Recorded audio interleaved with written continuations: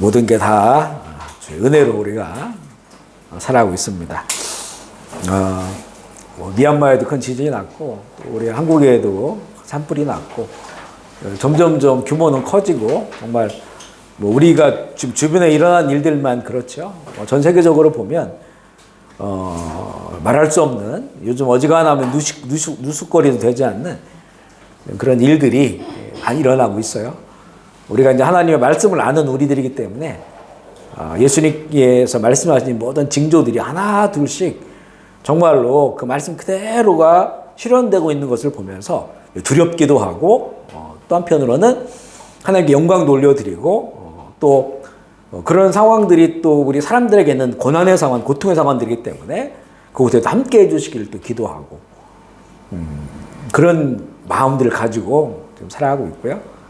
그리고 나서 이런 모든 일들은 결국 우리 주님께서 오시는 시간들이 가까워지고 있다라고 하는 우리에게 주시는 신호이기 때문에 더 우리가 말씀 잘 배우고 하나님의 뜻을 잘 알고 더 바르게 살아야겠다, 이런 결단을 또 하게 되는 시간들을 지나가고 있습니다. 오늘은 이제 주님이 가르쳐준 기도 이제 마지막 세 번째 시간인데요. 사실 우리가 지금 누가복음의 버전으로 말씀을 나누고 있는데, 누가복음의 버전으로는 우리 지난주까지 끝났어요. 우리를 시험에 들게 하지 마옵시고까지 이렇게 나와 있어. 이렇게 기도하라 라고 하면서 여기까지만 주셨는데, 이제 마태복음의 그런 내용으로는 그 뒷부분이 더 있잖아요.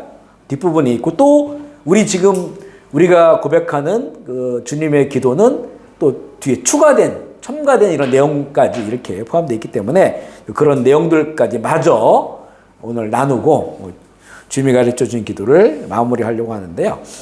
우리가 이제 그 누가복음에는 없지만 마태복음에는 시험에 들게 하지 마옵시고 다만 악에서 구하시옵소서 이게 있어요.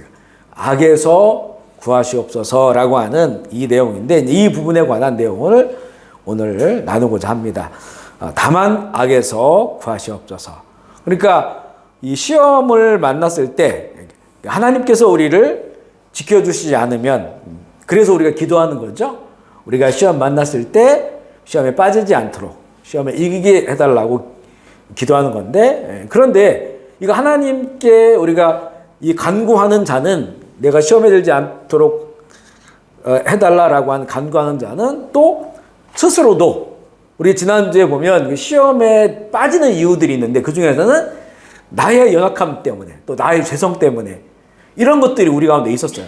그러니까 이것들 하나님께 기도하면서 또한 자신이 하나님의 뜻과 말씀과 그 기뻐하는 뜻대로 살고자 하는 그런 또한 그 고백과 의지들이 필요하다는 거죠. 그런데 그 시험에 그렇지 못했을 때 시험에 결국에는 빠지게 되고, 시험 들게 되면 그것이 악으로, 그 시험이 이제는 악으로 된다는 거죠. 악에 빠지게 되는 그런 악함 가운데 있게 되는 상황으로 가게 되는 것인데요. 우리가 이제 성경에 보면 반복되어 나오는 것이 죄와 악이에요. 그리고 이것을 죄악이라고 표현되어지는 것도 있거든요. 근데 엄밀히 보면 죄악은 좀 다른 의미와 다른 개념을 가지고 있지만 이게 거의 붙어있는 개념처럼 성경은 이야기하고 있어요. 그러면 악이란 무엇인가? 성경적으로 악의 의미는 뭐냐면, 구약 성경에는 악을 포네로스라고 하는 이런 단어를 헬라어로 번역했을 때 포네로스를 쓰는데, 이게 첫 번째는 어떤 의미냐면 사탄, 마귀 그 자체를 가르치기도 해요. 악은 사탄이다, 마귀다 라고 하는 걸 가르치기도 하고, 또한 하나님을 알지 못하거나, 그리고 알면서도 하나님의 말씀을 거스르는 상태를 악이라고 한다. 잘 보면 사탄, 마귀, 모든 악의 근원이죠. 보이지는 않죠. 그 모든 악의 근원 사탄, 마귀를 가르칠 때 악이다라고 하기도 하고요. 또한 하나님을 알지 못하는 것. 우리는 하나님을 알지 못하는 거에 대해서 많은 사람들은 당연하게 인식을 하고 있어요. 이거는 개인의 선택이다라고 보잖아요. 내가 이 기독교를 갖는 것, 하나님을 믿는 것, 안 믿는 것, 이거는 그냥 그 두 가지 선택 중에 하나다라고 사람들은 여기는데 그게 아니고, 하나님을 알지 못하는 것 자체가 악이라는 거죠. 왜냐하면 이 악의 근원이 되는 사단 마귀의 계략에 이미 넘어진 거예요. 하나님을 알지 못한다고 하는 거는. 그렇기 때문에 악함 가운데 있는 것이고, 또한 하나님을 알면서도 그 말씀을 거스리는, 하나님이 기뻐하시는 것과 반대의 상황으로 가는 것을 악하다라고 이렇게 성경은 가르치고 있고요. 두 번째는 인간이나 피조물이 하나님의 율법이나 계명을 위반한 것. 이게 좀 소극적인 표현이죠. 하나님이 주신 그 계명, 또 그 율법, 이것을 위반한 것에 대한 하나님의 판단, 이걸 도덕적 판단이라고 하는데, 하나님의 판단의 결과로서 악하다라고 하는, 그러니까 악이 어떤 개별적이고 개인적일 때는 하나님이 주신 말씀을 어겨서 하나님께서 판단하셨을 때 하나님의 말씀을 거스르는 그 상태, 이건 악하다라고 성경은 이야기를 하거든요. 그리고 본질적으로는 사탄, 마귀 그 자체를 악이라고 하고, 하나님을 모르는 것, 또 알면서도 하나님을 거역하는 것, 이런 것들을 성경 악하다라고 이야기하고 있고요. 신약 성경에 보면 예수님에 의해서 이 악에 대해서 여러 가지 것으로 표현을 해주세요. 악에 대해서. 그래서 첫 번째는 이 악은 마귀다. 구약적 표현과 마찬가지죠. 마귀다. 그래서 이 너희 아비는 마귀다. 이렇게 얘기해요. 그 악함이라고 얘기하는 거죠. 우리 요한 1서 2장 13절 말씀 읽어보겠습니다. 시작. 아비들아, 내가 너에게 쓰는 것은 너희가 태초부터, 청년들아, 내가 너에게 쓰는 것은 너희가 악한 자를. 자, 여기서 말하는 악한 자는 마귀를 가리켜요. 모든 악의 근원이 되는 마귀, 사탄을 가리켜요. 너희가 악한 자를 이겼음이라. 이렇게 표현을 하죠. 그래서 악은 마귀 그 자신이다. 두 번째는 악하고 비열한 사람을 묘사할 때, 비열하고 나쁜 사람을 묘사할 때 악하다라고 이렇게 써요. 악이다라고 표현하는데요. 누가복음 6장 35절 말씀입니다. 시작. 오직 너희는 원수 사랑하고 선대하며 아무것도 바라지 말고 꾸어주라. 그리하면 너희의 상이 클 것이요 지극히 높으신 이의 아들이 되리니 그는 은혜를 모르는 자와 악한 자에게도 인자하신. 자, 여기 보면 은혜를 모르는 자와 악한 자와 대등하게 나왔어요. 이건 사람을 표현하는 거죠. 은혜를 모르는 사람, 그리고 악한 사람을 표현할 때 악이다, 악하다라고 표현을 하는 거예요. 그러나 너희 제자들을 말하죠. 그 제자들은 원수를 사랑하고 선대, 먼저 잘해주는 거예요. 그리고 아무것도 바라지 않고 꾸어주고, 그러면 상이 크고 너희들은 하나님의 아들이다, 하나님의 자녀다. 그런데 그 은혜를 모르는 자들, 그리고 이 악한 자들, 이런 자들이라고 이제 구분지어서 표현을 할 때 이제 악한 비열한 사람들, 은혜를 모르는 사람들을 악하다라고 표현을 한 것이고요. 세 번째는 우리가 봤을 때 이제 성경적으로 봤을 때 악한 것, 나쁜 것들, 이런 것들에 대해서 또 악이다라고 표현하는데, 누가복음 6장 45절 읽어볼게요. 시작. 선한 사람은 마음에 쌓은 선에서 선을 내고 악한 자는 그 쌓은 악에서 악을 내나니 이는 마음에 가득한 것을 입으로 말합니다. 그러니까 악한 자는 그 속에 악이 있기 때문에 악이 밖으로 나온다는 거예요. 이런 그 악한 사람, 그 안에 있는 것, 그리고 그 밖으로 나왔을 때 이걸 악이다라고 이렇게 표현을 합니다. 네 번째는 육체의 어떤 연약함도 악한 걸로 표현을 하는데요. 고린도후서 12장 7절 말씀 읽어볼게요. 시작. 여러 계시를 받은 것이 지극히 크므로 너무 자만하지 않게 하시려고 육체에 곧 사탄의 사자를 주셨으니 이는 나를 쳐서 너무 자만하지 않게 하려 하심이라. 이 사도 바울에게 있는 육체의 가시, 이걸 사탄의 사자라고 했어요. 사탄이 보낸 것이라고 했습니다. 그러니까 사도 바울에게 육신의 그 질병이죠. 어떤 질병인지 정확하게 모르겠지만 이 질병이 이게 그 안에 하나님께서 그 악한 사탄이 보낸 것이 머물러 있게 한다는 거예요. 그래서 이것 때문에 내가 교만하지 않고, 나는 셋째 하늘도 갔다 왔고 또 죽은 자도 살리잖아요. 어마어마한 능력을 행해요. 그런데 내 안에는 이 고통이 있어요. 질병의 고통이 있어요. 이게 일어날 때마다 내가 내 속에 이렇게 나는 완벽한 하나님의 사도 또 이렇게 능력 있는 사람인 줄 알았는데 아니구나. 나는 연약한 사람이구나. 나는 내가 죄성을 가지고 있는 이런 사람이라고 하는 것을 다시 깨닫게 되는 거죠. 그래서 자기가 가지고 있는 물론 이제 이게 모든 육체의 연약함이 악함이라고 볼 수는 없죠. 우리가 그 연약함이 그게 오히려 하나님의 선한 것들을 이뤄나가게 할 수도 있어요. 그런데 또한 이것처럼 나의 그 연약함이 내 속에 있는 어떤 그 이 악함들이 있다고 하는 것을 인정하고 그래 겸손해지게 하는 그런 내용이 된다는 거죠. 이 예수님의 제자들에게 예수님이 겟세마네 동산에서 기도할 때 육신이 약하다라고 그랬잖아요. 네, 육신이 약하다.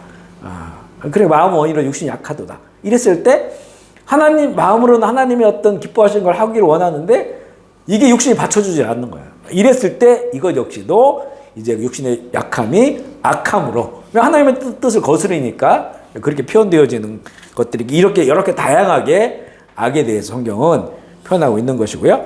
결론은 뭐냐면 성경적인 악은 뭐냐? 그것은 그 사단 마귀의 그 본질 그 자체부터 시작해서 하나님께서 판단하실 때 옳지 않다고 인정하는 거. 이게 이제 그 모든 것이 악하며 그러니까 우리의 기준하고 되게 다르잖아요. 우리 지난 주일에도 우리가 나눴지만 우리가 뭐 그렇잖아요. 내가 무슨 죄인이야. 내가 무슨 악인이야. 내가 뭐가 악해. 그냥 나는 보통 사람이고 평범하게 살고 있고 감옥 갈 일 없고 이렇게 생각한단 말이에요. 그런데 그거 하나님을 모른단 말이죠. 그러면 하나님의 기준으로 볼 때는 너는 악한 거야. 그래서 요한계시록 그 마지막 뒷부분에 보면요. 이 거룩한 성 예루살렘에 들어가지 못하는 자들이 나오는데 거기에 보면 믿지 아니하는 자들 나와요. 두려워하는 자들 그리고 믿지 아니하는 자들. 이게 지옥에 떨어지는 사람들이니까 이게 얼마나 악해요. 그죠? 믿지 않는 것이 악한 거예요. 그러니까 이게 하나님의 기준으로 악함을 봐야 된다는 거죠. 하나님의 기준으로. 사람의 기준이 아니라 뒤에도 그런 내용들은 좀 나오고요. 2페이지 볼게요. 악의 판단 기준. 하나님은 이 세계를 선하게 창조하심으로 악이 하나님의 뜻이 아님을 보여주셨습니다. 그러니까 하나님께서 세상을 창조하실 때 날마다 어떤 것들을 창조하시고 보기 좋았다라고 했죠. so good이다라고 했어요. 선하다. 보기 좋다고 하는 것은 선한 것이고 선한 것은 하나님의 창조 그대로가 실현된 거예요. 창조의 목적대로 존재하는 거죠. 이게 이제 선한 것이고 좋은 거예요. 세상은 이렇게 시작됐어요. 그리고 이것이 온 세상의 본질이에요. 본질인데 그 악이라고 하는 건 뭐냐면 그 하나님이 천하게 창조하신 그 세상, 그 질서가 깨어진 것을 말하는 거죠. 깨어진 것. 그 하나님의 뜻과 목적에서 벗어난 것. 이 모든 것을 다 악이다라고 말할 수 있어요. 하나님께서 창조하신 세계와 우리 인간 안에 있는 선하고 좋은 것들은 하나님께로부터 왔습니다. 그렇잖아요. 그 무슨 막 흉악범이라 할지라도 뭐 자녀들에 대한 애정, 사랑 내지는 미안함 이런 것들이 있어요. 어떤 면에서는 엄청 흉악하게 잔인해. 근데 어떤 면에서 있을 때는 보면 그런 거 있잖아요. 뭐 옛날 레옹인가 그 영화에 보면 동그란 선글라스 레옹. 그래서 막 킬러잖아요, 킬러. 근데 그 자기 그 화분 조그만한 화초. 그걸 그렇게 귀하게 여기잖아요. 그 화초를 막 햇빛에다 놓고 물을 좀 기르는 거 보면 너무 선해 보이잖아요. 그죠?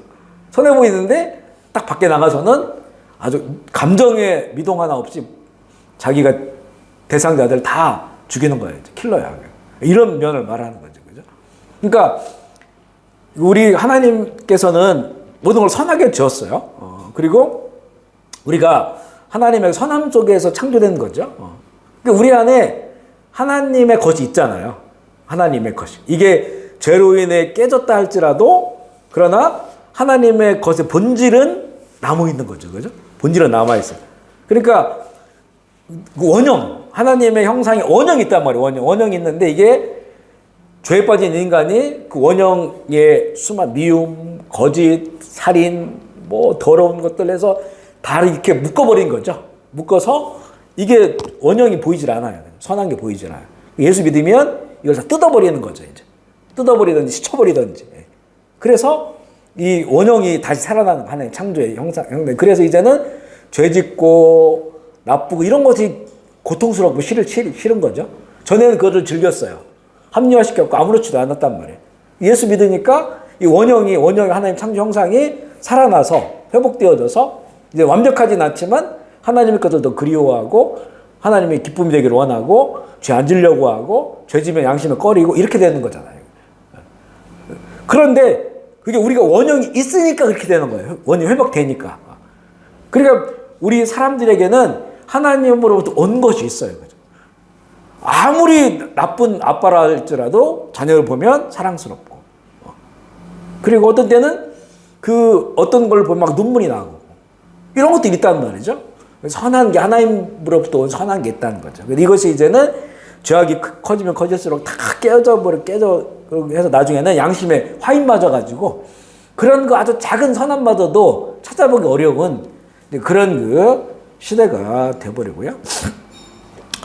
그래서 우리 인간 안에 선하고 좋은 것은 하나님으로부터 온 것이고 불완전하고 악한 모든 것은 인간의 죄로부터 온 것이고 그 근본에는 마귀 사탄이 있다는 거예요. 조그만 1번 보면 선악의 기준이 있어요. 악은 항상 선과 대조를 이루면서 정체가 파악돼요. 그러니까 이 선이 없으면 악이 존재할 수가 없어요. 그래 선함으로 창조됐기 때문에 그 선으로 봤을 때 이게 악하다라고 한 게 나오는 거죠. 악하다. 선의 결핍으로서의 악이에요. 그러니까 우리는 이걸 어떻게 보냐면 세상이 너무 악하다 보니까 선이 결핍되어 있다고 느껴져요. 세상은 악하고 다 죄를 물들었는데 선이 악한 세상 속에서 선이 결핍되어 있다. 그러니까 선이 원래 소수처럼 느껴지는 거예요. 실제 지금 영적 상황 그런 것 같지만 원래 본질은 원래는 선함으로 창조됐던 거고 그 선함의 결핍이 악함이에요. 이해가 됩니까? 무슨 말씀인지? 선함으로 창조된 모든 세상이었는데 그 선함의 결핍이 그 선에 구멍이 났고 깨져버려서 이게 살금살금 들어온 것이 악이지. 그냥 세상이 너무 악하니까 악이 온 세상을 지배하는 것처럼 보이지만 그래 선은 조금인 것 같지만 반대란 말이에요. 반대인데 이것이 주님 오시기 전까지 허용된 시간 가운데 악이 극대화돼서 자기의 세상을 만들기 때문에 우리에게 그렇게 느껴져요. 그래서 세상을 바라보면 우리가 악해지지 않으면 세상을 살지 못한다. 이 표현을 굉장히 다른 표현으로 많이 써요. 합리화시키는 거죠. 합리화시키는 거예요. 그 말씀대로 살면 세상을 따라 살지 못한다. 다 뺏긴다. 바보가 된다. 여러 가지를 합리화시키는데 사실은 그게 그러면 그냥 세상 따라 악하게 살아야 된다. 이런 얘기거든요. 그거는요. 그렇진 않아요. 세상은. 전부 창조부터 끝까지 그런 원리로 세상은 가지가 않습니다. 하나님의 형상 회복된 사람들은 선하게 하나님처럼 예수님처럼 살아가는 거예요. 이것이 세상에 봤을 때 악으로 밀려서 그게 자기께 빼앗기고 손해보는 것 같지만 이 처음부터 끝까지 이 하나님 원리는 그렇게 가질 않아요. 이건 뒤집어질 수밖에 없는 것이고 결국에는 선이 승리하기 때문에 그런 믿음으로 인내하면서 그 길을 가는 거죠. 그리고 원래 세상은 선함으로 창조됐고 또 다시 주님 오실 때 완전한 선함으로 세상이 이루어지기 때문에 우리 믿는 사람들은 악함이 아닌 악함을 합리화시켜서는 안 되고 선함으로 하나님의 뜻으로 예수 그리스도 안에서 살아가야 되는 것이고 이 악은 항상 선과 대조를 이루면 정체가 파악된다라고 하는 거고요. 선은 하나님의 은혜로 작용되지만 악은 인간의 의지. 이거는 이제 인간의 의지라는 건 죄에 빠진 인간이에요. 인간의 의지에 하나님의 은혜가 결핍된 상태가 원인이 되는 거죠. 하나님의 은혜가 결핍된 곳이 그 악한 것이지, 하나님의 은혜는 어디나 다 충만하게 머물러 있어요. 그런데 이 이래를 사람들이 잊어버리고 자기의 의지대로 죄의 의지를 살려고 하니까 악한 세상이 되어버리는 거죠. 선의 결핍으로 악이다. 악의 결핍으로 선이 오는 게 아니고 선의 결핍으로 악이다라고 하는 것을 우리가 이해해야 되고요. 우리가 그렇잖아요. 우리 몸이 아프다고 하는 거는 이 처음부터 아픈 몸이 아니잖아요. 정상적인 몸이야. 정상적인 몸인데 어떤 부분에 결핍이 와요. 면역성이 결핍되든지 아니면 뭔가 이게 바이러스가 들어왔을 때 그 바이러스에 싸우다가 내가 져버리는 거예요. 어떤 상태에서. 그 나의 어떤 결핍으로서 질병이 들어와서 그것 때문에 고통을 받는 거지. 원래는 나는 정상적인 사람이었다는 거죠. 이런 것과 마찬가지라는 거죠. 내가 병들었다고 처음부터 나는 병든 사람인가? 아니라는 거예요. 나는 원래 건강한 사람이고 정상적이었는데 뭔가 내가 몸을 잘못 관리했고 그러다 보니까 이게 돌아가지고 나에게 질병이라는 고통을 주는 거예요. 그렇지만 나는 원래 건강한 사람이었어요. 그리고 그 고통도 질병도 얼마든지 이길 수 있는 사람이죠. 이게 이제 그 선과 악의 그런 이 모습이라는 거예요. 선한 것에 악이 기생하는 것과 같은 그런 존재입니다. 존재하는 거죠. 악이 선보다 더 크게 보이고 선이 악을 이길 수 없는 것 같지만 실제로는 선이 있기 때문에 악이 있는 거예요. 항상 선이 우선이고 또 선이 더 강력해요. 또 영원하고. 악은 사실은 유한한 겁니다. 유한해. 언젠가는 다 소멸할 것이고요. 그런데 보면 이제 이건 과학적인 건데 우리가 이제 어둠 있죠, 어둠. 우주에 나가면 어둠이 있죠. 블랙홀이 있잖아요. 블랙홀. 지금도 블랙홀의 존재는 확인이 됐고, 사진까지도 찍어 놨어요, 지금. 만안경으로. 보면 이제 우리가 알고 있는 건 동그랗진 않지만, 하여튼 파란 불빛이 있고, 가운데 시커먼 게 있어가지고, 이게 중력이, 땡기는 인력이지. 이게 어마어마하게 세가지고 다 빨아들이는 거예요. 그리고 그 뒤에는 뭐가 있느냐, 빨아들이면. 이런 것들이 굉장히 신비로운 건데, 그 어둠 내는 보면 흑암의 에너지라는 게 있다는 거예요. 어둠 입자에 보면, 빛에도 보면 에너지가 있잖아요, 빛. 빛을 받으면 막 살 것 같고, 거기에 비타민 D도 있고, 하고 잘 자라고 그렇잖아요. 어둠에도 그런 것처럼 뭔가 이렇게 죽이는 그런 흑암의 에너지가 있다는 거죠. 물론 이것이 우리가 영적으로는 마귀 사탄이 거기 있는 거니까 이게 살아있는 거잖아요. 어둠이 역사를 하는 거예요. 흑암의 에너지가 있어서 그 마귀가 활동을 하기 때문에 또 마지막 때는 더 심각하게 활동을 하니까 이제는 이게 엄청 커 보이는 거예요. 그죠? 어둠이 더 커 보이는 거예요. 모든 악이 소멸되는 그날까지 공중권세 잡은 자의 힘이 흑암의 세상에 영향력을 주고 있는 거예요. 이게 흑암의 세상도 살아있어요. 빛의 세상만이 살아있는 게 아니라 흑암의 세상도 에너지원이 있고 그 마귀 사탄 거기서 나오는 에너지가 활동하고 있어요. 그래서 아주 빛의 자녀들을 다 시험하고 미혹하고 넘어뜨리려고 하는데 이런 것들이 성경에 다 나와 있습니다. 시나리오가. 우리 그걸 알고 있죠. 그런 세상으로 가기 때문에 어둠이 너무 크다. 악이 너무 크다. 버겁다. 이러고 있는 건데 실제는 이 악이라고 하는 것은 선이 있기 때문에 악이 존재하는 것이고 선에 기생하는 그런 존재에 불과하다 라고 하는 거예요. 하지만 이것이 그렇다고 nothing은 아니에요. 그죠? something이야. 활동하고 있다는 거예요. 그러니까 모르는 사람들에게는 악의 힘이 대단하죠. 우리 아는 사람들에게는 그게 대단한 게 아니에요. 그죠? 그래서 그 모든 것들을 주관하신 하나님께 기도하는 거예요. 악에 빠지지 않도록. 그게 예수님께서 기도하라 가르쳐 주시는 거죠. 그러면 이제 중요한 게 있어요. 선악을 구분할 때 누구의 기준으로 하느냐 이런 거예요. 그러니까 변화는 우리의 기준은 늘 바뀌어요. 어떤 때는 저 사람 악해 그랬는데 좀 사귀고 보니까 선한 사람이야. 우리는 바뀌어. 그러니까 내 기준으로 하나님께 이 악한 자, 이 악의 상황에서 나를 구원해 주십시오. 막 기도하는 거예요. 근데 이게 나중에 선이라고 자기가 평가할 수도 있어요, 다시. 이런 기준은 이건 진리가 아니에요. 그러니까 항상 이 악이다 성이다라고 하는 기준은 영원한 하나님 그 진리의 말씀으로 봐야 된다. 아멘이시죠?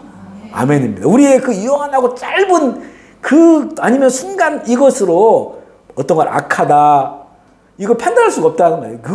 그걸 악하다고 생각해가지고 그걸 가지고 이렇게 기준 삼아서 살면 오히려 그게 더 자기에게 악이 될 수가 있어요. 오히려 시험 될 수 있는 거죠. 하나님의 기준으로 판단을 해야 된다. 그러니까 나의 내가 세워놓은 기준을 깨트려 버리는 게 굉장히 우리 신앙생활에 중요해요. 우리 자기 기준 없는 사람이 어디 있습니까, 그죠? 나이 먹으면 먹을수록 또 많이 배우면 배울수록 경험이 많으면 많을수록 또 뭔가 세상에서 이 사람 성공한 사람이야 그러면 사람들이 그 사람 말을 많이 듣거든요. 그런 사람들일수록 자기 기준이 뚜렷하죠. 근데 정말 신앙생활 잘 하려면 늘 자기 기준을 깨트려 버려야 돼요. 그죠? 그리고 거기에 하나님의 기준으로 다시 써내려가야 돼. 그래야 신앙생활 잘 할 수 있는 거예요. 끝까지. 그죠? 자, 세 번째, 성경의 기준이요. 성경의 기준은 뭐냐? 그러면 악에 대해서 이거는 이제 첫 번째가 계명, 하나님의 말씀이에요. 성경이 말하는 선악의 기준은 하나님께서 세상을 창조하신 목적과 관련이 있어요. 그러니까 이 계명이라고 한 건 뭐냐면 그냥 이런 거 사용 설명서나 마찬가지예요. 누가 이제 이 컵을 만들었어요. 컵을 만들었는데 이 컵을 만든 사람은 이 컵을 만든 목적이 있을 거 아니야. 내가 컵을 만들어야겠다. 이 컵은 사람들에게 생수를 마실 수 있도록 그런 용기를 내가 만들겠다. 그러면 이제는 이 컵을 만들었을 때 이 컵을 이렇게 사용하십시오. 이거 그냥 땅에 던지면 안 됩니다. 이거 여기가 오줌 싸면 안 됩니다.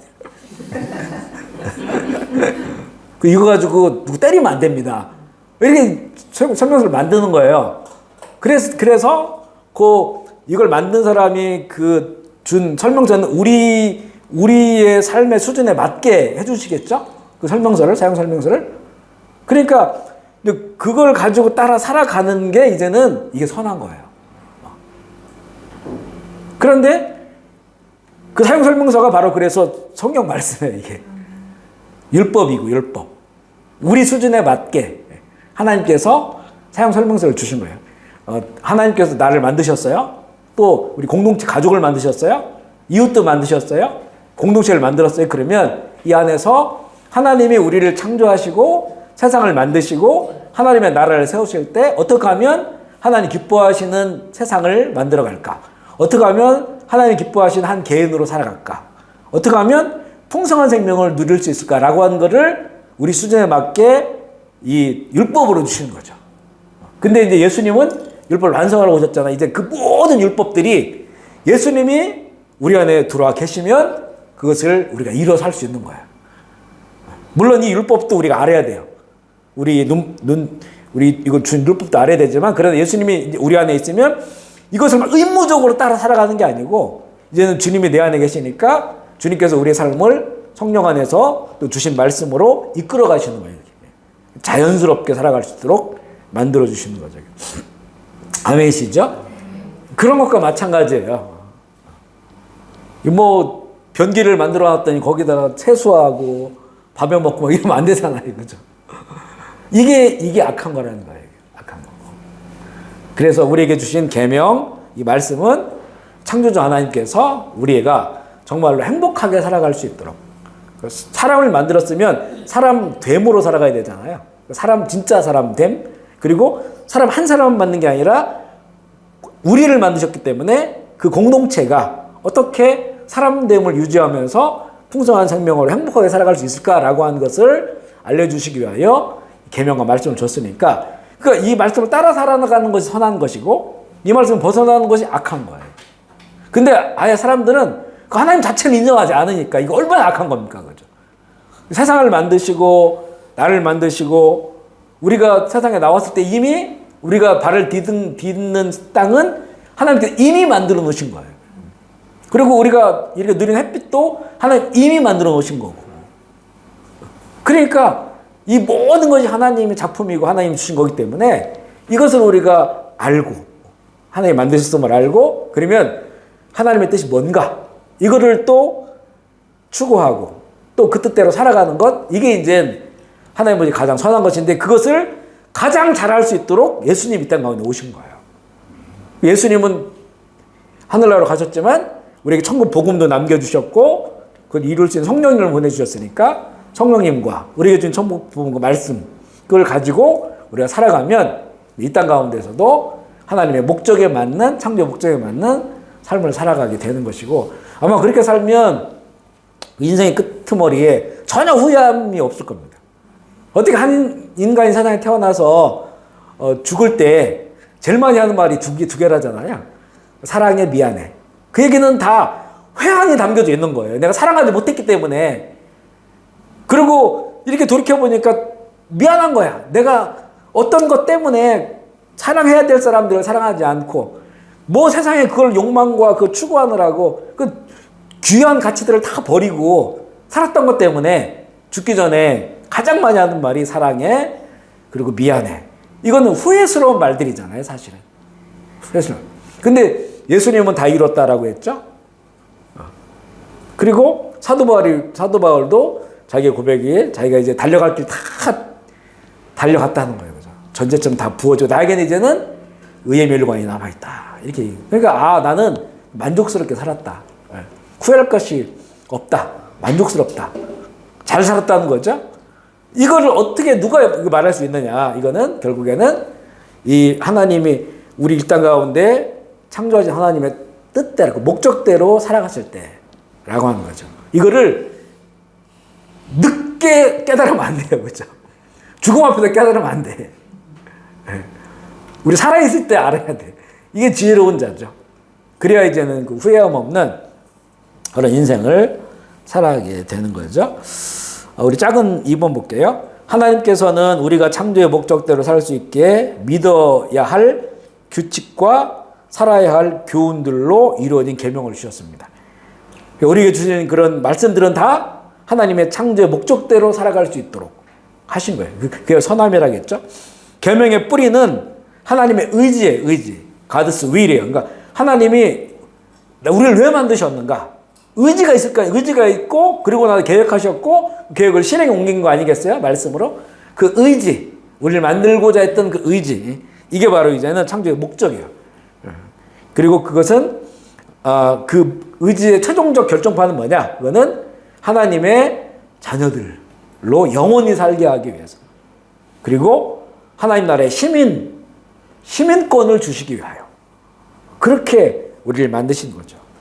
우리 이 세상에 살아있는 동안은 그 정말 하나님의 자녀로서 또 영원한 나라의 시민으로서 자격을 갖추는 거예요. 그죠? 성화되어지는 그런 과정이고요. 악은 하나님의 계명을 어기거나 순종하기에 모자라는 것으로서 하나님의 창조의 목적을 거스르는 것이다. 이걸 이제는 악이다라고 얘기를 하고요.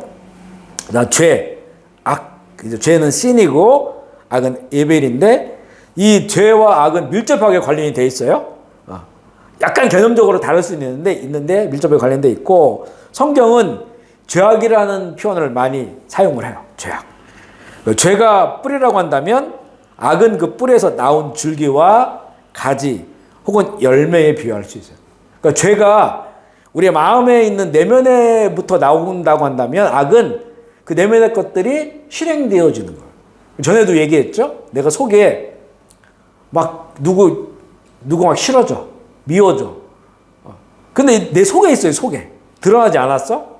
이게 이제 벌써부터 미워하는 마음만 해도 살인죄라고 하니까 이게 죄야, 죄. 근데 이게 이제 관리되지 않고 처리되지 않고 나중에는 욕으로 막 입으로 욕을 해버렸어. 실행됐죠. 이 악함이 터져버린 거예요. 이제. 죄가 악화된 거예요. 그죠? 악으로 바뀌어버린 거예요. 그러면 이제는 막 악함이 살아 역사해. 그 욕을 먹은 사람도 이제는 열받아서 같이 욕해버려. 그러면 이게 이제는 악이 살아 역사하는 악이 돼. 하나님의 성령 역사를 해야 되는데 여기서 회개하고 오히려 원수를 사랑하고 축복해주면 성령이 역사를 하죠. 하나님 나라가 돼. 근데 이게 이제 죄가 악으로 바뀌어버렸어요. 욕을 해가지고 막 싸움이 일어났어요. 그러면 이제는 마귀가 역사를 해요. 마귀가. 네. 마귀 역사해가지고 서로 싸우다 이제는 이 진짜 마귀 사탄하고 싸워야 되는데, 악한 영들하고 싸워야 되는데, 이거는 눈에 안 보이니까 사람하고 싸우다가 진 다 빼고 마음대로 무너지고 상처받고, 그죠? 우리 이거 영적 세계를 잘 봐야 돼요. 그래서 이 죄와 악을 잘 봐야 돼요. 이게 붙어 있는 것이라고 볼 수 있는데, 이것을 죄가 악까지는 안 가게 할 수가 있어요. 성경은 그렇게 하지 말아라는 거예요. 하나님께서 그렇게 말씀했어요. 죄는 인간의 영혼 안에 있는 경향성이에요. 우리 모두 다 죄의 경향성을 가지고 있어요. 그죠? 동의하시죠? 이렇게 보면 저 같은 경우는 뭐 주일날 앞에 나와서 뭐 무릎 꿇고 기도하고 뭐 설교하고 이러니까 엄청 홀리할 것 같잖아요. 그렇지 않아요. 경향성이 항상 있어, 이 안에. 사도 바울도 나 이거 내 몸에 이걸 보면 이거 죽을 것 같다. 이 사망의 몸이다, 사망의 몸. 누가 나를 구원할 것이냐. 근데 사도 바울이 뭐라고 얘기했냐면, 내가 내 속에 죄의 법을 따르고자 하는데, 경향성을 말해요. 그런데 내 마음은 하나님을 즐거워한다는 거예요. 여기서 반전이 확 일어나는 거예요. 죄의 경향성은 있지만 내가 그 죄의 경향성을 따르지 않고 하나님을 기뻐하는 거예요. 그죠? 하나님을 따르는 거예요.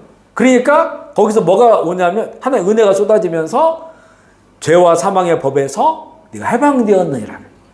성령의 생명의 법이 너를 해방시켰다는 거예요. 이게 우리한테 이제 준 엄청난 은혜예요. 이게 이제 로마서에 쫙 이어져요. 이런 부분. 이게 우리에게 복음이에요. 죄의 경향성은 다 가지고 있어요. 그죠? 다 가지고 있습니다. 이것을 어떻게 이제는 이게 이제 악으로 될 수도 있고, 아니면 이것이 성령의 은혜로서 하나님 나라를 이뤄갈 수 있는 그런 상황으로 갈 수가 있다는 거죠. 그래서 우리 죄는 인간 영혼 안에 있는 경향성이며 마음 안에서 하나님을 대적하는 성향으로 작용하고, 우리가 살아있는 동안 이게 끊임없이 이 작동해요. 죄의 경향성이 작동을 합니다. 근데 악은 그 마음의 성향이 나타나서 죄가 실행되는 거예요. 아까 말한 거죠. 이 경향성이 이제는 실행되는 거예요. 실행돼서 그게 이제 타인에게 영향력을 주는 거예요. 이제 내 몸에 나에게도 영향력을 주고, 그런 상태를 얘기하고, 정욕과 교만한 악한 마음으로 살인과 거짓 등과 같은 악한 행동으로 이게 실현되는 거죠. 실현돼요. 창세기 4장 7절 볼게요. 시작.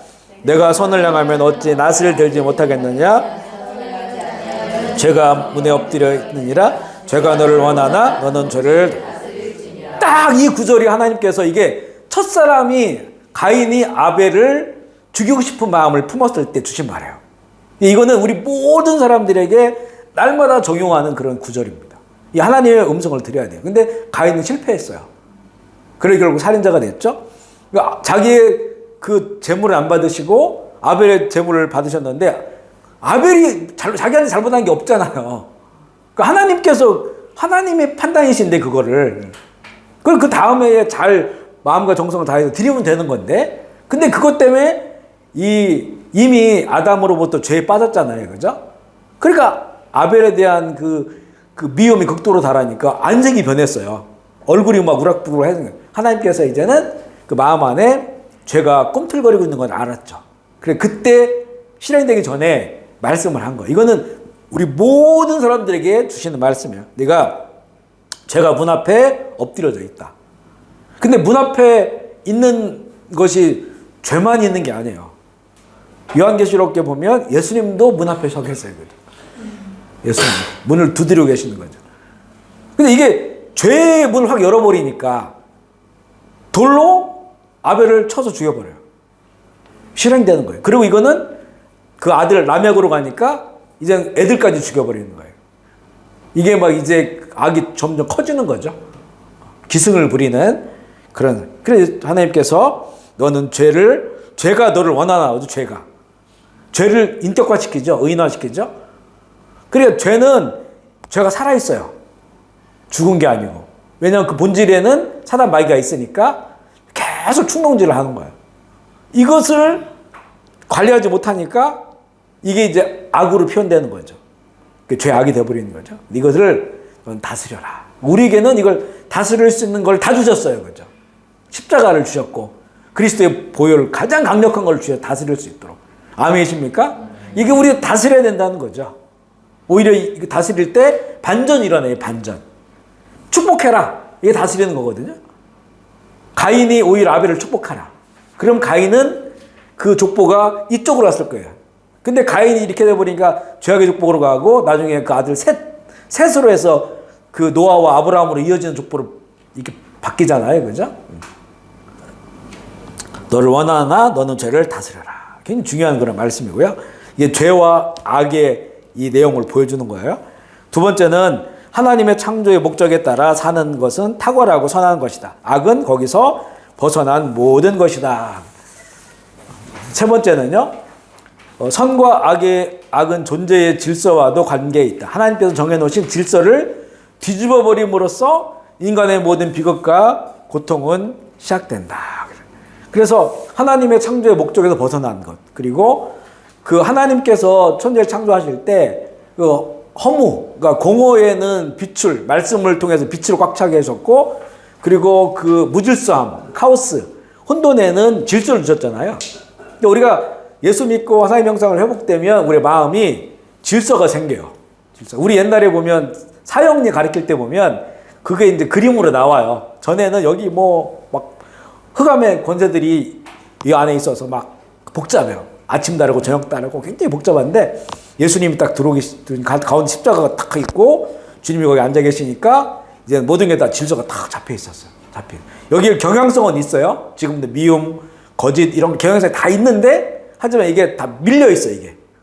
그러니까 그 온전한 하나님의 원형의 질서가 내 안에 딱 자리를 잡으니까 그러니까 이제는 되게 안전해지고 평안해지고 그리고 이제 기쁨이 있고 또 이렇게 됐을 때는 자신의 삶의 가치도 알아요.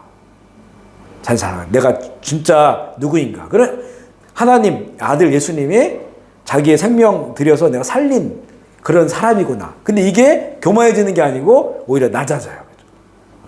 주님이 나를 위해 죽으셨다고 하는 것은 그게 내가 오히려 높아지는. 그래서 내가 나는 주님께서 날 위해 죽었어. 나 이렇게 잘난 놈이야. 이런 마음보다는 그렇기 때문에 주님의 은혜와 나를 죽은 희생이 내 안에 이제는 흔적으로 남아 있어서 오히려 더 주님처럼 낮은 사람이 되는데 그런데 자존감은 무너지지 않아요. 오히려 자존감은 더 강해지지. 그러니까 이 예수님이 없을 때는 자존심이 아니고 자만해지는 거예요. 그 자존심이. 자만, 거만, 자기중심 이렇게 되거든요. 근데 예수님이 내 안에 들어와 중심이 돼버리면 그 자존심은 이게 이제 어떤 그 존귀한 자로서의 삶을 살아갈수록 나에게 힘을 주시는 거예요. 그러니까 우리가 예수 믿으면 낮아져야 된다고 했잖아요. 오늘 그 읽은 그 누가복음 말씀에 보면 높은 자는 낮아지고 낮은 자는 높아질 거라 했는데 높은 자는 자기는 다 자기를 높여요.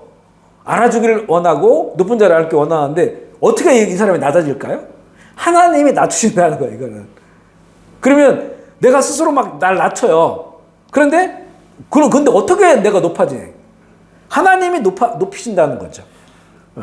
그러니까 우리가 할 수 있는 거는 낮아지는 거예요. 그 낮아지면 우리가 걱정해요. 우리 애가 너무 낮아져가지고 자존감도 없어지고, 이런 자존심도 없어지고 이렇게 살면 어떡할까 걱정하잖아요. 걱정할 게 하나도 없다는 거예요.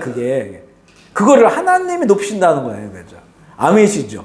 하나님이 높이시니까 자존감이 엄청 강해지는 거예요. 하나님의 자녀로서. 그렇게 넉넉하게. 그래서 뭐 실패하고 해도 낙심하지 않아. 떨어져도 낙심하지 않아요. 회사도 쫓겨나도 낙심하지 않아요. 왜냐하면 우리 먹이시는 분은 회사 사장님이 아니고 하나님이시고 그동안은 이만큼 통해서 우리를 주신 거고 앞으로 세계를 열어주실 거고 아멘이시죠. 네. 그러니까 이거를 자꾸 인간적인 생각으로 해보면 자기 십자가를 못 져요. 자기를 부인하고 자기 십자가를 지는 것, 또 우리 자녀들을 그렇게 살라고 교훈하는 거 못해요. 세상적으로 보면. 근데 이 말씀에는 뭐가 있냐? 항상 약속이 있어요. 하나님이 그렇게 해주신다는 거예요. 그래 그걸 믿고 가보라는 거예요. 아멘이시죠.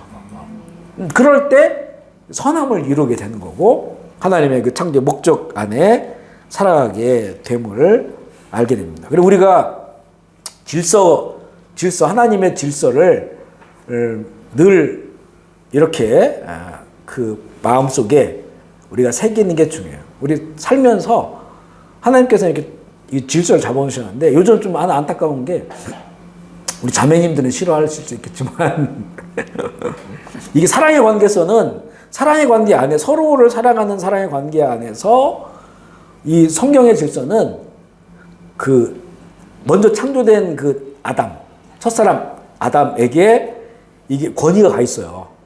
그렇다고 그 돕는 배필로 창조된 하와가 권위가 없는 게 아니에요. 사실 이게 하와를 돕는 배필로 창조했다는 거는 그러니까 여자가 남자를 도와주는 거잖아요. 누가 더 큰가요? 도움을 받는 사람이 큰 게 아니고 도와주는 사람이 더 큰 거예요, 사실은. 아멘이십니까? 네. 그러니까 이게 성경이 그렇게 말씀한다 할지라도 그래서 여성의 권위가 전혀 떨어지는 게 아니라 이거는 서로 사랑하지 않기 때문에 인권을 얘기하는 거지 하나님의 창조 질서가 사랑으로 시작된 건데 그 사랑 안에 있으면 이건 아무것도 아니에요. 네가 더 높아져. 이게 창조 질서거든요. 모든 사람들을 나보다 더 낮게 여기라고 한 거죠. 근데 우리는 더 낮게 여기려고 하는 거예요. 더 나보다 높게 여기라는 말씀이죠. 이게 창조 질서 안에서는 우리 모두가 다 나보다 저 사람을 더 높게 여기는 거예요. 부부관계도 마찬가지죠. 부부관계도. 그래서 그 속에서 이제는 이런 질서 하나님이 우리가 하나님이 나를 사랑하시는 아버지다라고 했을 때 이거는 나와 하나님 사이 바뀔 수가 없잖아요. 이 질서는. 이 창조 질서니까. 그것도 마찬가지예요. 남성과 여성의 창조 질서도 바뀔 수가 없어요. 그러니까 이런 부분들에 대해서 무시하면 안 되는 거예요. 서로가 무시하면 안 돼. 근데 이제 지금 무슨 얘기를 하려고 하냐면 지금 이제 우리가 이런 마지막 시대를 가니까 이게 너무 뒤집어져 버린 거예요.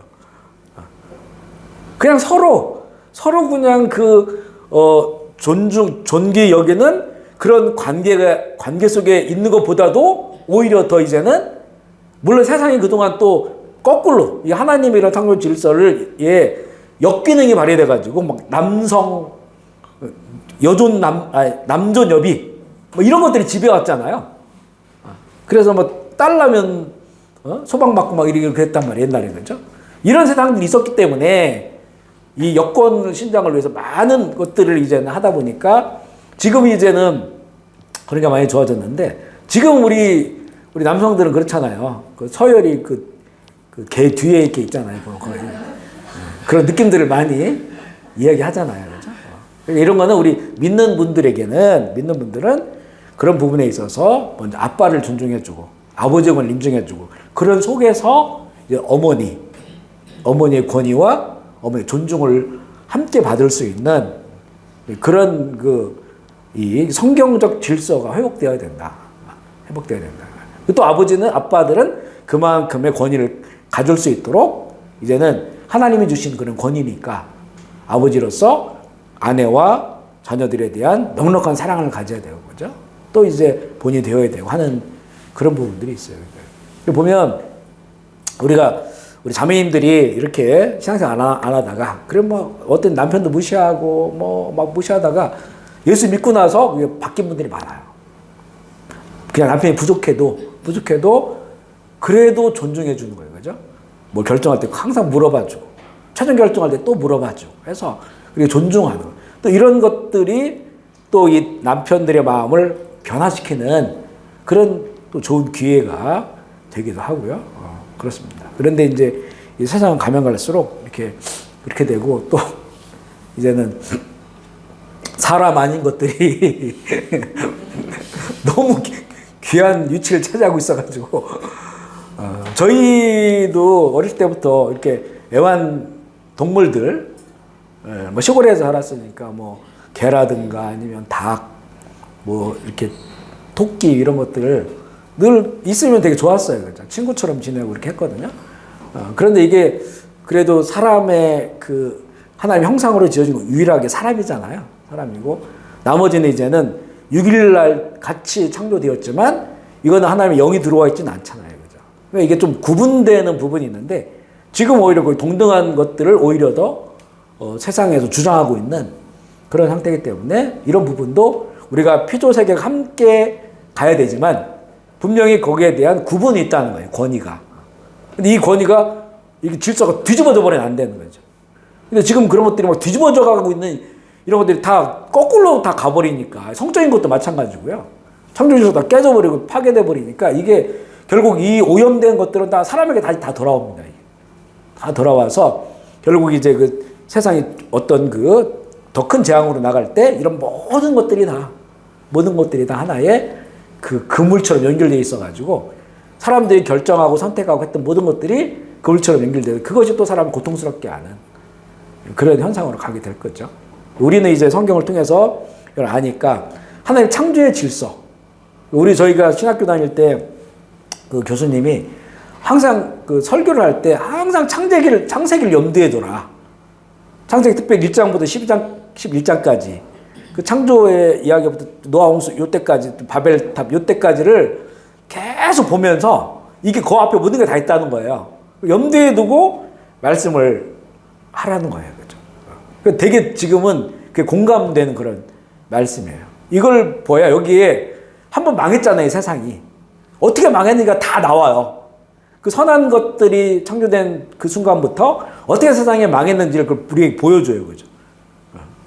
그러니까 이것을 통해서 지금 세상을 바라봐야 되는데 그때 망한 것이 이 질서가 다 무너져 버려서 망한 거거든요. 노아의 때리 서로 거룩한 것과 더러운 것들이 통혼해 버려요. 섞여 버리잖아요. 하나님 질서가 다 깨져 버리는 거예요. 이제. 그런 것들을 보여준단 말이에요. 지금이 정말로 여러 면에 있어서 그런 세상으로 가고 있는 것을 우리가 보게 되니까 우리 성경을 가지고 있고 믿는 우리들이 하나님 창조 질서를 세우는 것, 내 안에서부터 세우고 이렇게 세상에도 그 세워질 수 있도록 하는 것이 중요하다. 3페이지 시험과 악으로 이끌림인데 살아있는 동안 인간의 마음은 끊임없이 선과 악 사이에서 요동치고 참 아름다움과 거짓 아름다움 사이에서 선택의 갈림길에 선다. 우리가 공감하는 이야기고요. 많은 사람이 끊임없이 죄의 유혹을 받고 세상의 시련 속에서 시험에 들기 때문에 마음과 뜻과 성품이 목숨을 다하여 하나님 앞에 순종하기에 적합한 상태를 유지하며 살아가는 그리스도인들은 많지 않을 것이다. 선은 많은 사람이 그것을 버린다 해서 악이 될 수가 없고 많은 사람이 악을 따른다 해서 악이 선이 될 수는 없다. 공감하시죠? 가면 갈수록 많은 사람이 선하게 살질 않아요. 선하게 살지 않는다고 해서 그 선이 악이 될 수가 없는 것이고 그리고 많은 사람이 악을 따른다고 해서 그 악이 선으로 바뀌지는 않는다는 거죠. 두 번째, 시험의 두 가지 열매인데요.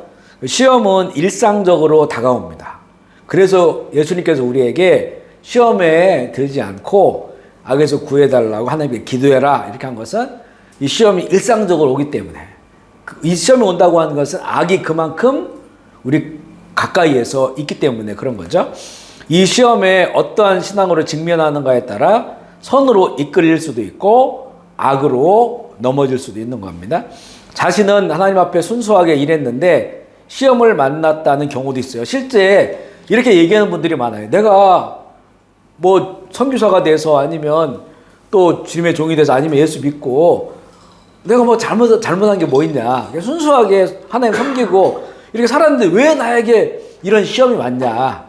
시험에 넘어진 거예요. 왜 이런 뭐 육신의 고통, 경제적 어려움, 왜 이렇게 이런 절망하게 하고 왜 이런 것이 왔냐. 이렇게 이야기하는 경우가 많거든요. 그러면 그 책임이 다 어디 있죠? 책임이 하나님께 있는 것처럼 얘기하잖아요. 자기는 피해자. 나는 그냥 그 하나님 잘 섬기고 있는데 순수하게 섬기고 있는데 하나님이 이렇게 해가지고 내가 지금 이렇게 고통에 처했고 어려움이 있다. 그러니까 하나님의 가해자고 자기가 피해자처럼 이렇게 말하는 경우가 있어요. 이거는 정말 이 영적 세계를 전혀 몰라서 그래요. 그리고 자신을 너무 몰라서 그래. 자기가 피해자처럼 여기는 거는. 그 자기가 피해자처럼 여기지만 사실은 이렇게 보면 이미 예수님께서는 이렇게 기도하라고 하셨잖아요. 이 기도문을 주셨잖아요. 우리에게.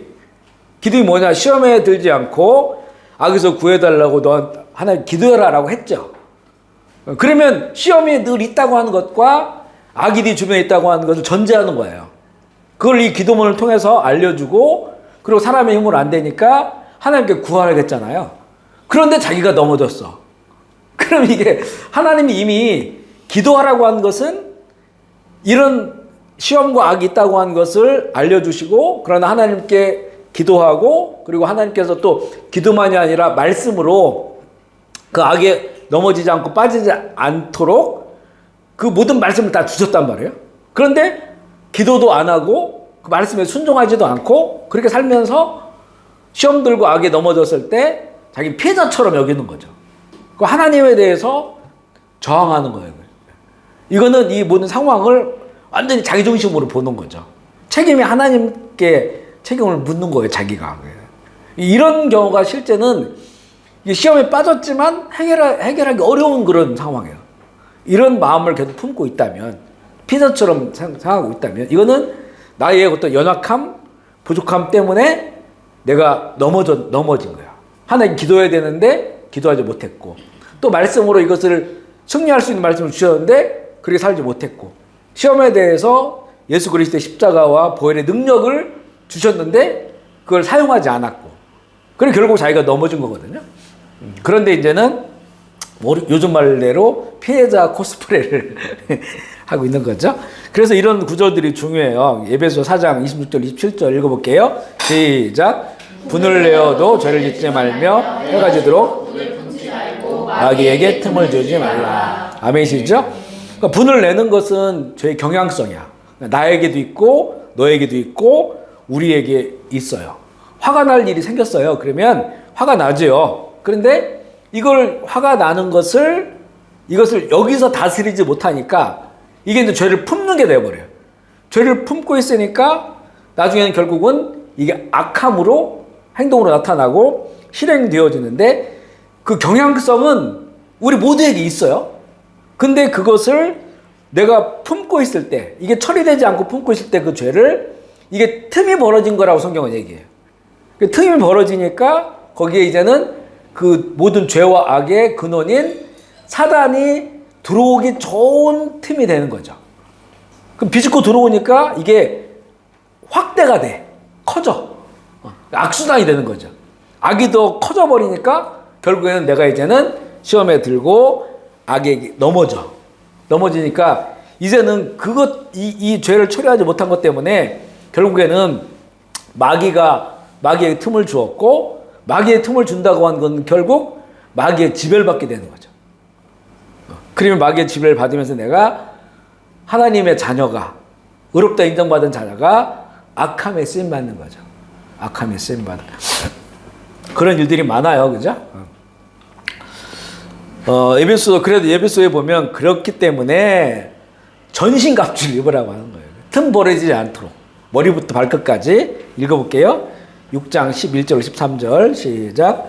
마귀의 관계를 능히 대적하기 위하여 하나님의 전신갑주를 입으라. 우리의 씨름은 혈과 육을 상대하는 것이 아니요 통치자들과 권세들과 어둠의 세상 주관자들과 하늘에 있는 악의 영들을 상대하라. 이러므로 하나님의 전신갑주를 취하라. 이는 악한 날에 너희가 능히 대적하고 모든 일을 행한 후에 서기 위함이라. 아멘이시죠? 자, 여기 이 말씀을 좀 잘 새겨보면 먼저 제일 마지막 부분, 악한 날에 너희가 능히 대적하고. 지금은 악한 날일까요? 선한 날일까요? 그죠? 지금은 극악으로 치닫고 있는 날이에요. 이 극악으로 치닫고 있는 날을 살아가는 우리가 능히 그것을 대적해서 승리할 수 있도록 서기 위해서 이제는 하나님의 전신갑주, 머리끝부터 발끝까지 그 뒤에 나와요. 그게 투구는 뭐 말씀의 투구, 또 성령의 검을 잡고 이렇게 쭉 나오거든요. 그러니까 이렇게 틈 벌어지지 않도록 머리끝부터 발끝까지 방어를 하고, 또 방어무기만 준 게 아니라 검은, 이 말씀의 검, 성령의 검은 이거는 공격하는 거잖아요. 우리에게는 방어할 수 있는 것, 공격할 수 있는 것, 이걸 다 줬어요. 그러면 누구랑 싸우란 말인가 이거를. 누구랑 싸우? 거기 앞에 나오죠. 여기 이제 보면 우리의 씨름은, 우리의 싸움은, 우리의 전쟁은 혈과 육, 피와 육, 몸뚱아리를 가진 거는 사람이에요, 사람.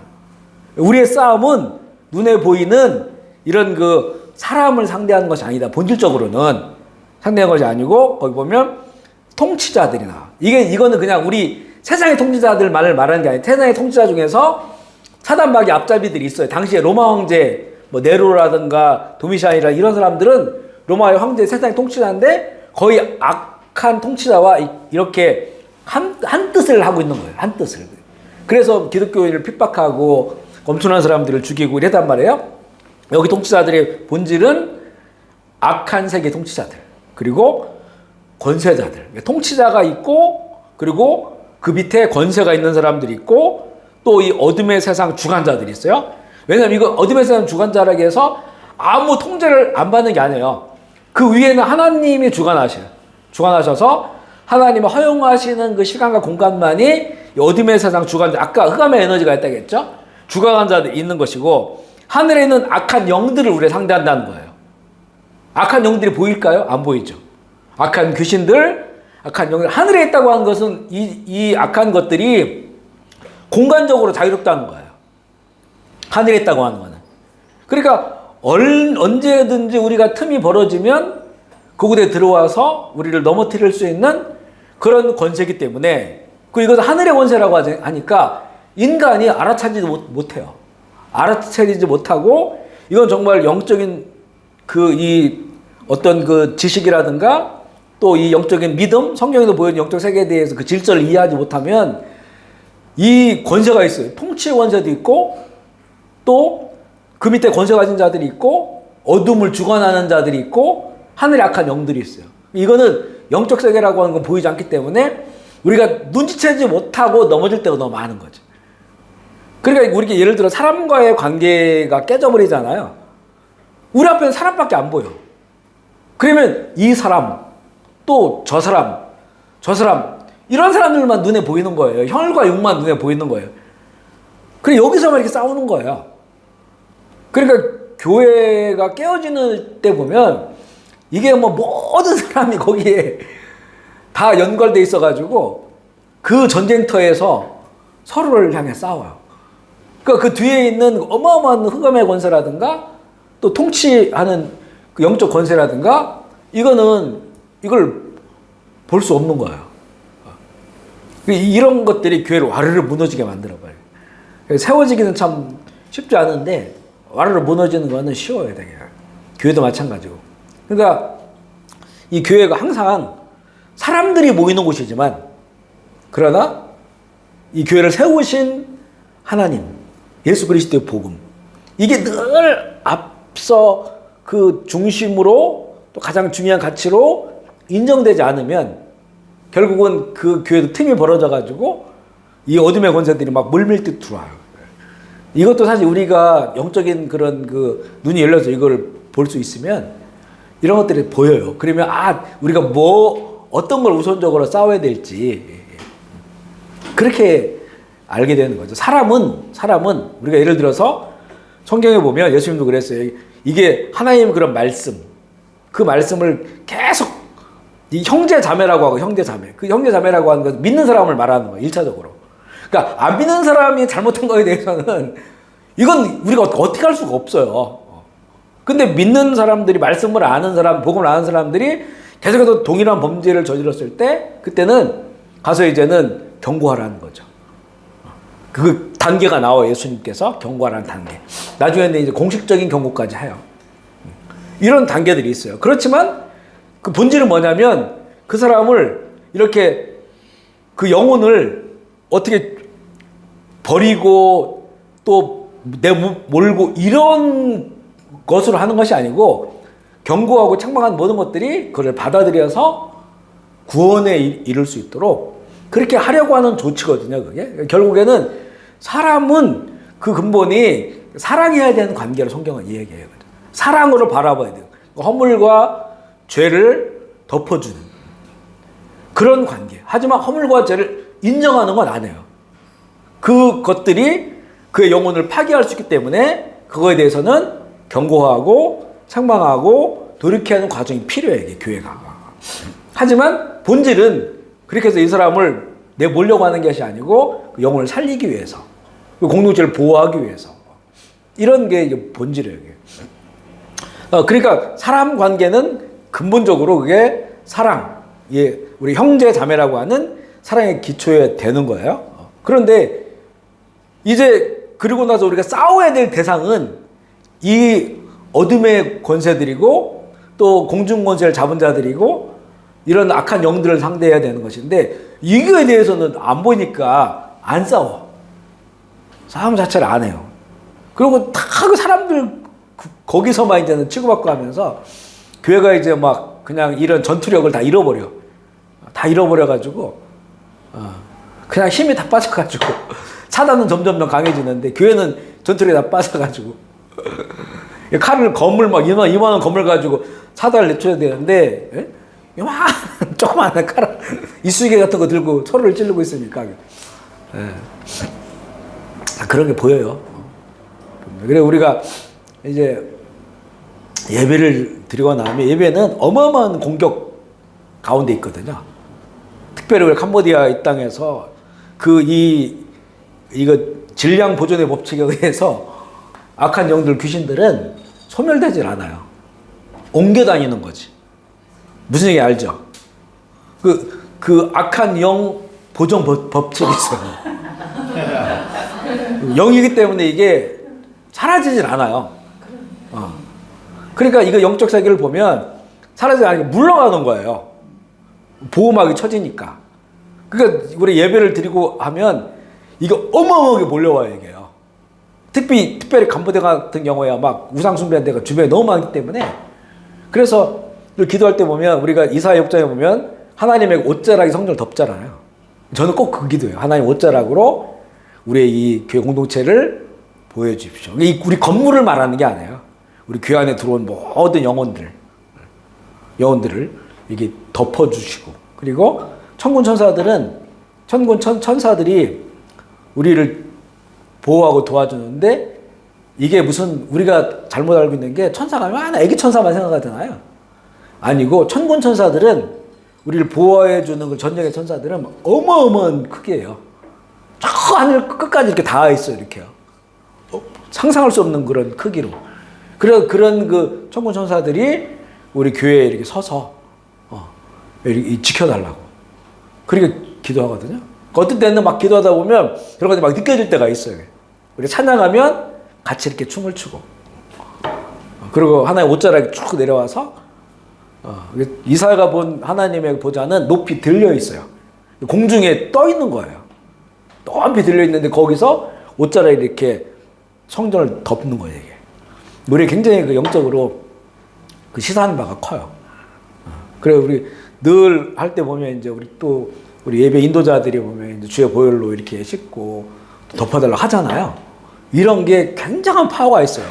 이거를 우리 늘 하는 것 같지만 저희는 정말 그걸 간절하게 하거든요. 간절하게 하고, 그랬을 때 우리 예배 방해받질 않아.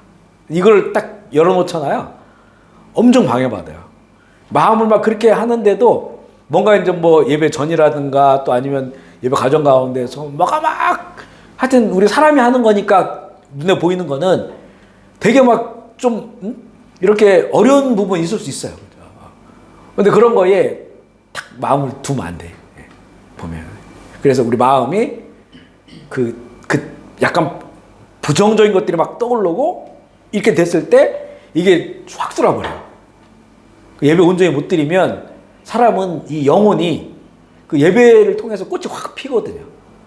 그리고 또 하루를 살다 보면, 한 해를 살다 보면 이렇게 이거 시들시들해지는데 주일날 회중 예배들이 같이 또 확 펴주고, 이런 것이 영혼의 생명의 풍성함이거든요.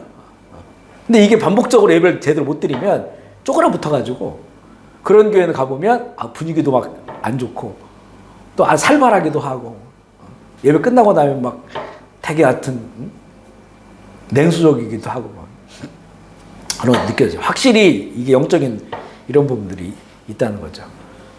그러니까 우리 각자도 예배를 드리러 올 때는 어쨌든 간에 예배의 가장 뭐라고 할까 이제 중요한 자세는 뭐냐면 세상과 나는 간 곳 없고 구속한 주만 보이도다. 아멘이시죠?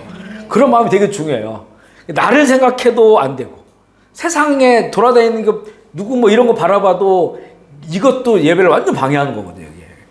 이게. 구속한 주만 바라볼 수 있는 그런 마음의 태도를 가지고 또 우리의 마음의 태도만 가져 되는 게 아니고 하나님 도와주셔야 되니까 그걸로 기도하면 이게 우리의 보호막이 확 쳐져요. 이렇게 아이언 돔이 딱 돼 있어가지고 날라와도 다 그냥 파괴시켜버리죠.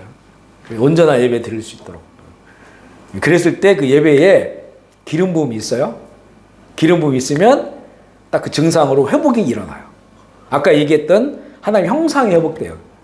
그러면 굉장히 맑아지고 풍성해지고 그리고 기쁨이 오고 이런 것들이 이제 있는 거죠. 아멘이시죠? 그러니까 우리가 이 땅 가운데서는 그런 예배를 드려야 돼요. 죽으면 그 예배는 뭐 완전한 예배이기 때문에 하나님 나라에서는 이 땅에는 굉장히 그 예배를 위해서 그래서 많이 기도하고 준비하고 또 이렇게 미리 기도로 이렇게 방어선을 치고 대적하고 이렇게 예배를 드려야 되는 거죠. 이렇게 이제 에베소 6장 11절부터 읽었고요. 세 번째, 시험이 하나님께 온전히 순종하기에 부적합한 모든 상태라고 한다면 우리는 날마다 시험을 당하고 있습니다.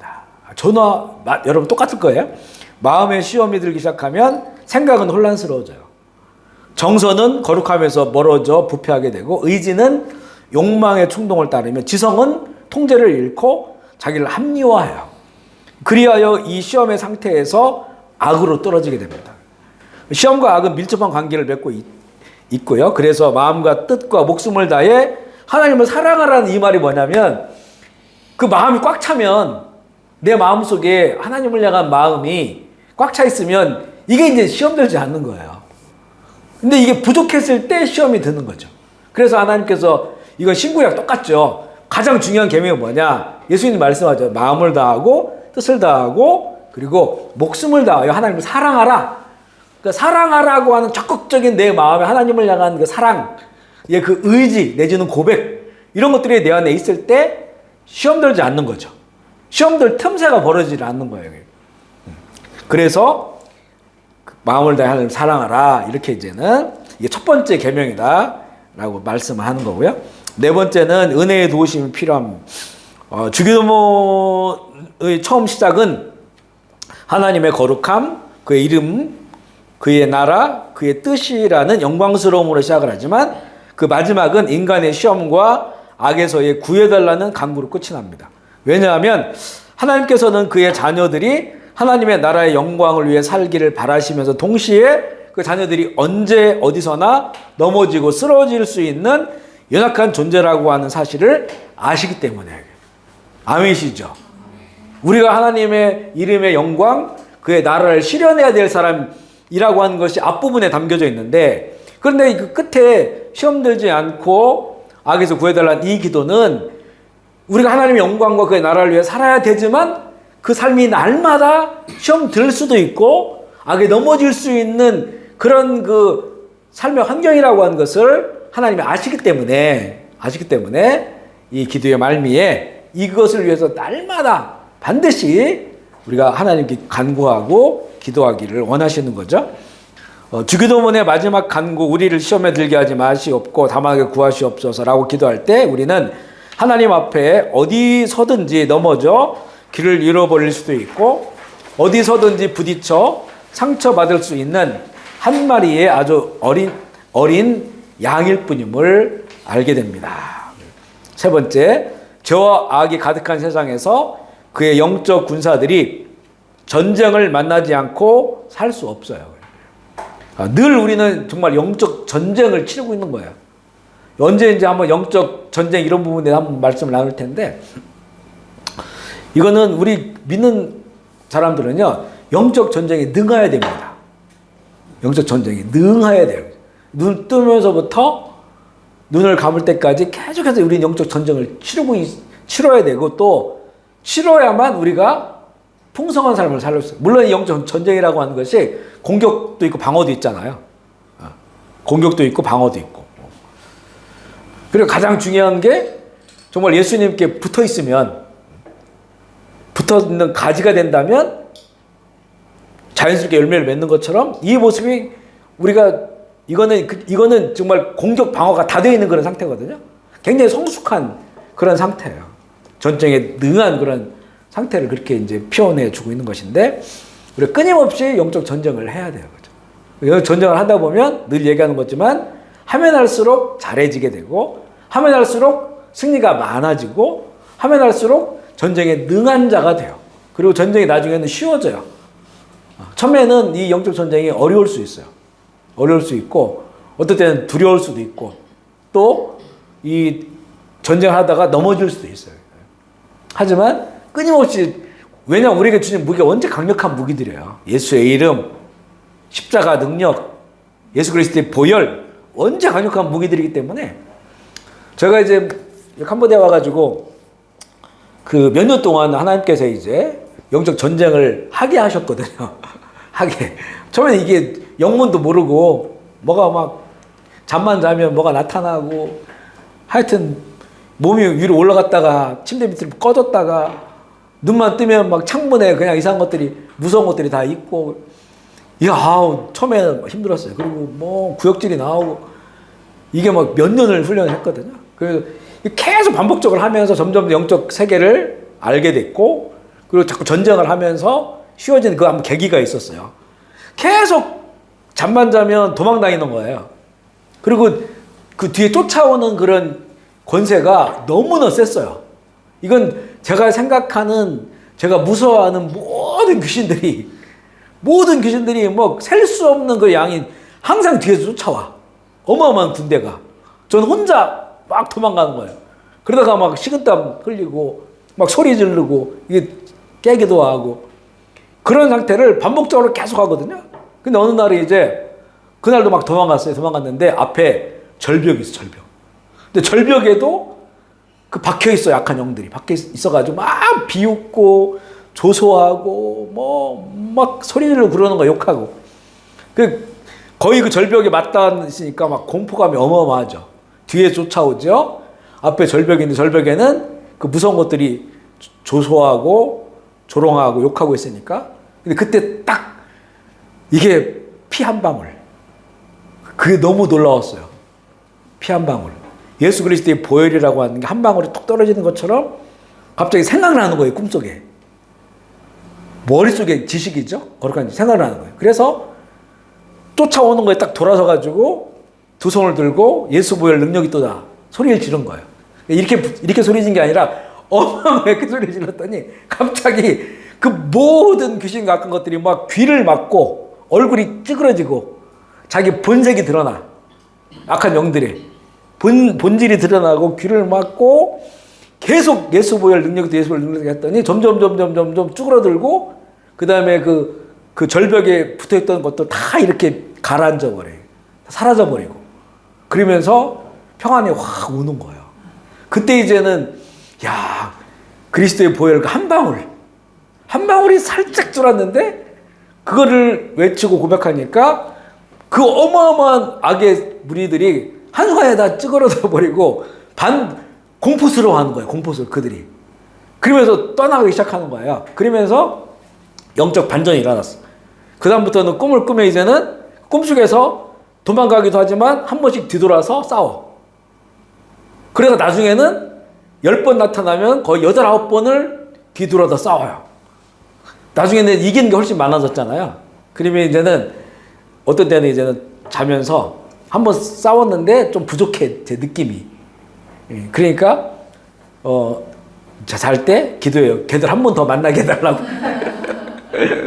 만나게 해달라. 이 두려움이 아니에요. 이제는 완전 바뀌었어요, 영적 기류가.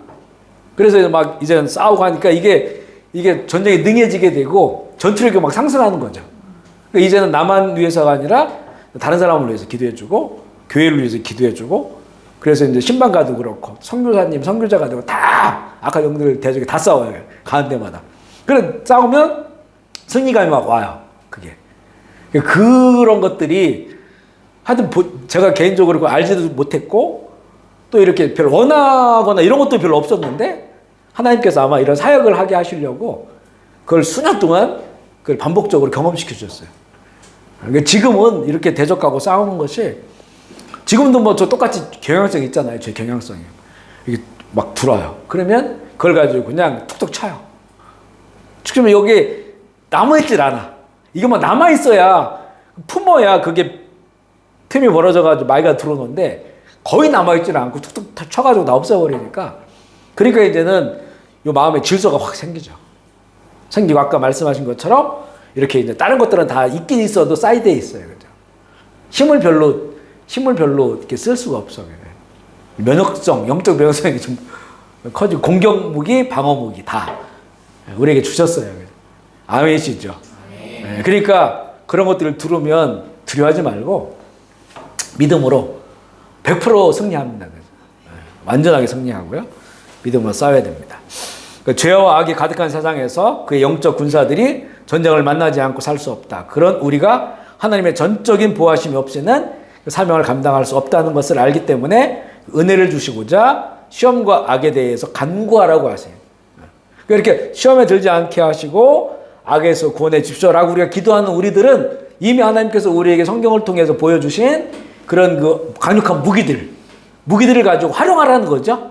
이런 걸 이미 주셨으니까 이렇게 기도하는 사람들은 그걸 활용해서 시험에 들지 말고 악한 세력을 이겨라 라고 하는 또 이 성경을 통해서 잘 분별하는 거예요. 그것을 잘 분별해서 이게 혈과 육의 싸움이 아니구나 라고 하는 것을 알고 어둠의 권세를 향해서 싸울 수 있도록.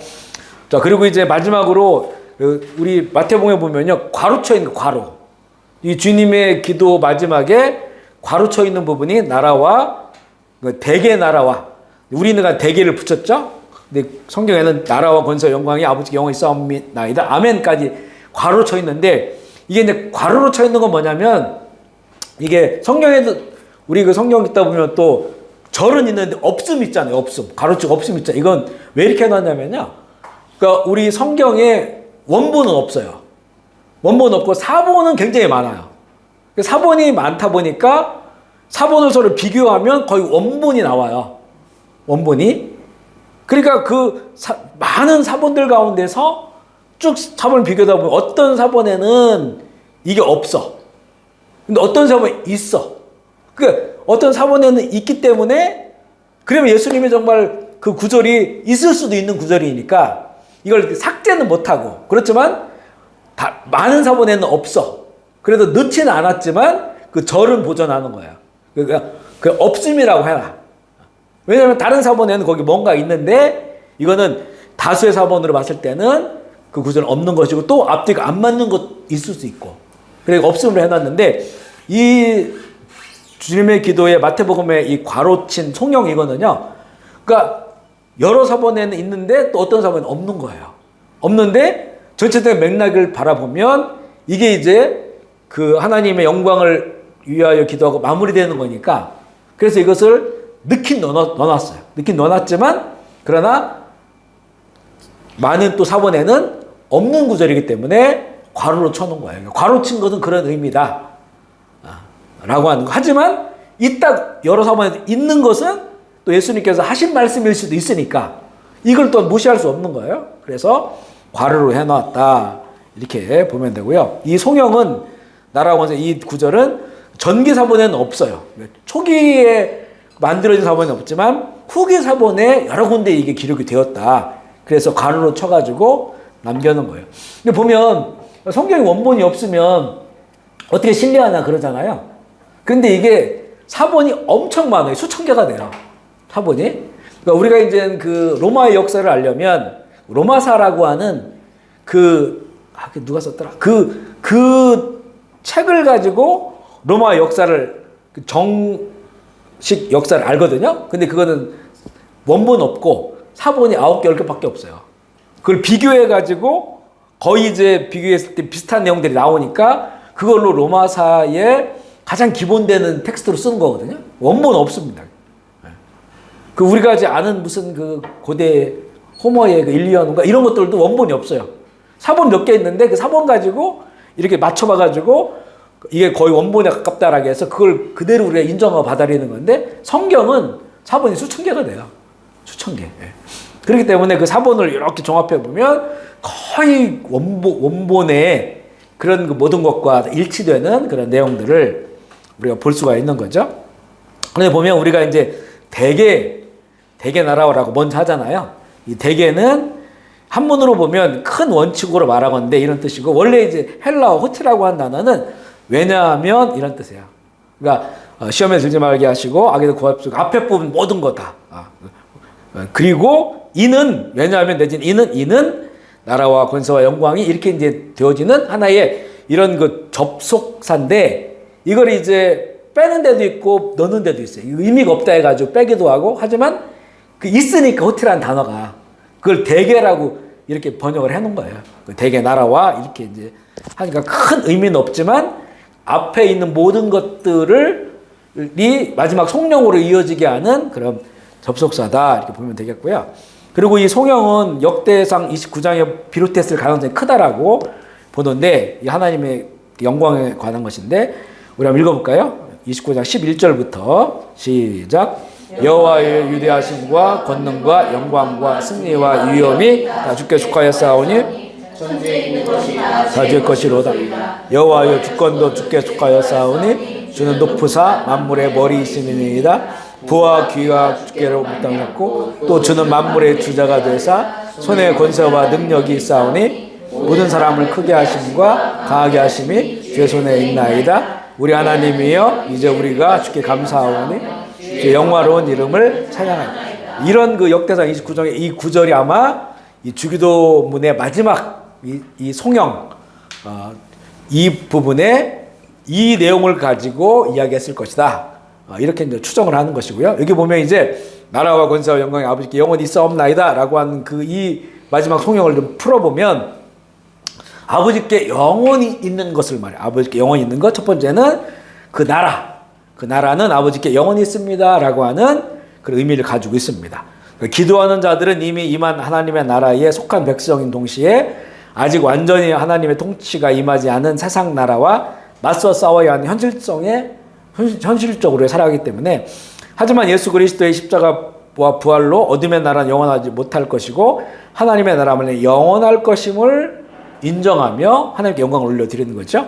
그의 나라는 아버지께 영원히 있습니다. 두 번째는 그의 권세는 아버지께 영원히 있습니다. 권세는 헬라어로 두나미스인데 이거는 우리가 이제 권능, 능력 이렇게 이제 번역할 수가 있어요. 이 권세는 폭발적인 힘이 있어요. 왜냐하면 하나님의 능력이기 때문에, 하나님으로부터 임하는 것이기 때문에 폭발적인 힘이 있다. 그의 나라를 성취할, 하나님의 나라를 성취할 그런 능력이고, 하나님께서는 성령의 능력과 복음의 은혜를 통하여 우리 마음속에 하나님의 나라가 임하게 하심으로 이 세상의 잘못된 질서들과 창조와 구원의 목적이 어긋나는 질서들을 맞서게 하신다는 거죠. 그러니까 하나님의 나라를 추구하는 자에게 이런 능력이 임한다고 하는 사실을 믿어야 된다. 그러니까 하나님의 나라는 하나님의 능력으로, 권세로 다스림을 받는 거예요. 그리고 이 땅 가운데 하나님의 나라는 믿는 자들을 통해서 이루어지니까 우리 믿는 자들에게 하나님의 그 권세와 능력이 임하는 거죠. 그래야만 하나님의 나라를 이룰 수 있다고 하는, 그러나 그 권세가 하나님의 것이다. 그것이 영원하다라고 하는 것에 대한 그런 그 찬양이 담겨져 있는 것이고, 세 번째는 그 영광은 아버지께 영원히 있습니다라고 하는 그런 의미예요. 하나님만이 영광을 받으실 유일한 존재이심을 보여주고 있고요. 하나님 되심, 하나님의 영광이라는 게 뭐냐? 자, 영광이라고 하는 말을 참 우리가 풀기가 참 어렵긴 해요. 그냥 귀에 딱 들어오진 않아요. 하나님의 영광이 뭐지? 그거는 쉽게 말하면 하나님 되심인데 하나님의 그 존재하시는 그 본질 있잖아요. 하나님의 존재의 그 성품. 하나님은 사랑이시다. 하나님은 거룩함이다. 또 하나님은 공의로우시다. 이 하나님 안에 있는 하나님 되게 하시는 그 모든 성품, 이게 하나님의 영광이거든요. 이게 이제 사람에게 나타나는 거예요. 영광이 나타나는 거죠. 우리가 그 영광을 입는 거예요. 그 영광을 찬양하는 거예요. 그 영광이 하나님의 하나님 되심이 영원하다고 하는 그런 그 찬양을 하는 거죠. 하나님의 영광에 대한 지식은 하나님을 아는 지식의 핵심이에요. 하나님의 영광이 뭐냐? 이것을 성경은 그걸 계시해 주고 있어요. 이것을 우리가 알면 하나님을 아는 거예요. 하나님을 아는 지식이에요. 하나님의 영광이 뭔지를 알면. 그의 영광이 하나님의 사랑이 하나님의 영광이다. 은혜가 영광이다.